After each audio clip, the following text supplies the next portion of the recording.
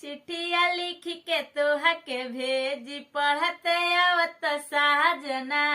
चिट्ठिया लिख के तोहा के भेजी पढ़ते आवत साजना। अपने मैया के करनिया तनिका सुनिल बालमा। अपने मैया के करनिया तनिका सुनिल बालमा। घूमे टोलया महाला झगड़ा ठाने बालमा। घूमे टोलया महाला झगड़ा ठाने बालमा। चिट्ठिया लिख के तोहा के भेजी पढ़ते आवत बालमा। चिट्ठिया लिख के तोहा के भेजी पढ़ते आवत बालमा। अपने भौजी के करन तनिका सुनिल बालमा। अपने भौजी के करनिया तनिका सुनिल बालमा।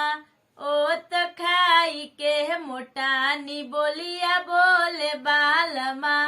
ओ तो खाई के मोटानी बोलिया बोले बालमा। चिट्ठिया लिख के तोहा के भेजी पढ़ते आवत बालमा।